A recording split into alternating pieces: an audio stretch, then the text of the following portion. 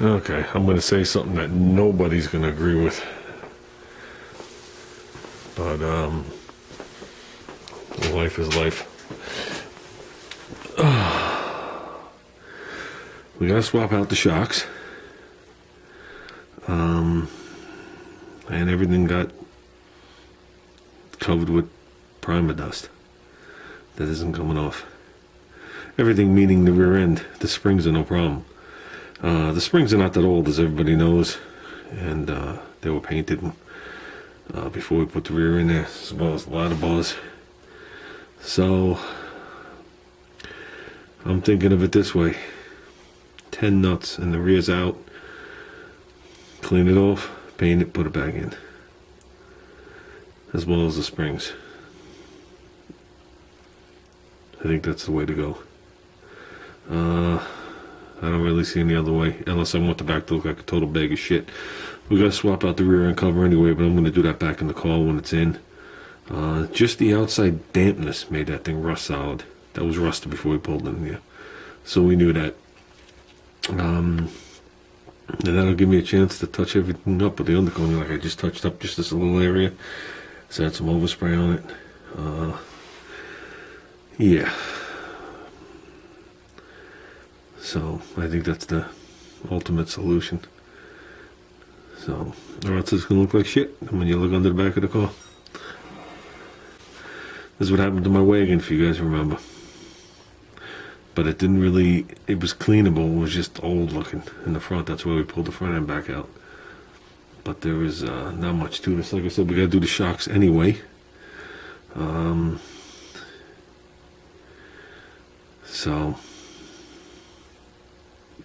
yeah. That's the other caliber and rusty road spinning. Yeah. Just making sure the rotors are the same, which they are. To show you how much I machined off these rotors that day just to put them on the car for mock-up. I don't need a micrometer to tell you how thin they are. Can you see how thin they are compared to a new one? So, with that, they should go right on. I was going to measure these holes. I think these holes are a tad bit bigger. Because I think the studs, the original studs, you guys got to look for. I got no choice right this second. Sorry. There you go. Yeah, right on. Right on. So, yeah. Let's continue to do everything right. I can't half-ass this. So everything should come right apart. Everything's brand new. All the bolts, all the U-bolts, everything is brand new. So, and that'll allow me to mount the block. Okay, it took a minute. My memory's slowly coming back. This mounted to the spring perch. And we put different perches in here. That's what it was.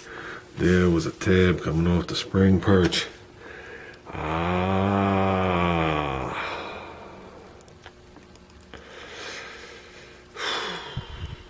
Don't remember what it looked like, but I'm sure I can get a picture.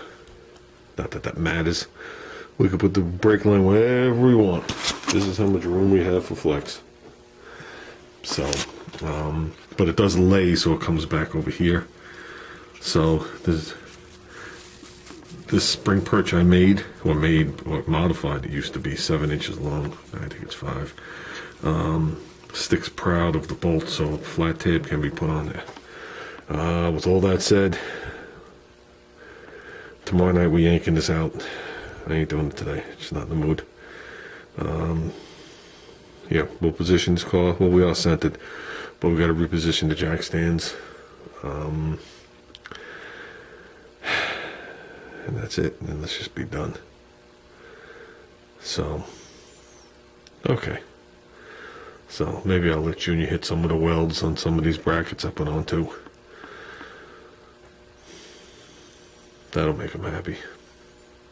At least it'll justify me taking the rear out. How's that sound? We do have a deadline. Not to get this car done. We still got the normal shit that's going on with my house and all my other crap. Let me stand up.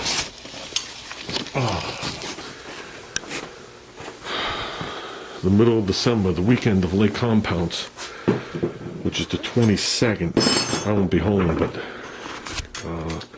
during that week and the week after, so around that weekend, his good friend is coming in and their family from Vegas, and I'd like to have this thing so they could hear it run.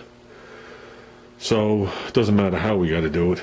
Not driving, but we got to be able to start the car. So even if it's a matter of putting some old shit back on, like sparkle wires or whatever it takes, or running it off a gas can, I really don't care.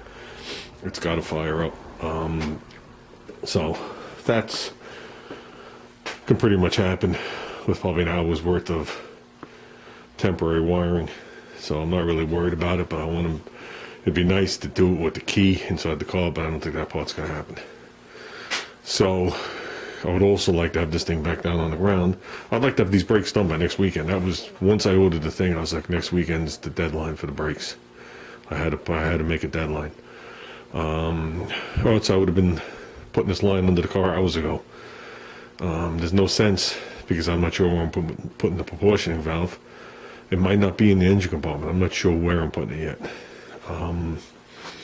It's not like we're in a race car, like a circle track car, and I got to reach over and keep adjusting it. I'm just gonna putz with it as time goes on. Start with it wide open.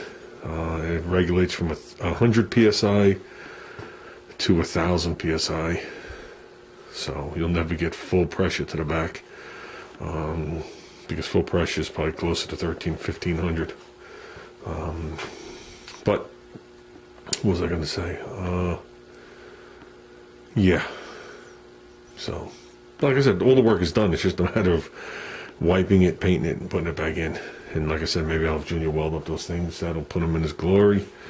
And then rolling it back in there with the new shocks on it. It'll be easier to get those other shocks out with the rear end out when you're laying on the ground, trust me. I've had them out like 14 times over the years with all different shocks back there. So, trust me, this has been on my mind. I've been thinking about this for a while, since we painted the car, that the rear would have to come back out. So, or I could just go underneath the whole back of the car and just undercoat the whole car, ladder bars and all, and just black it out and call it rat rod. And then it just looks like we worked on the body and the engine compartment. I don't think that's right.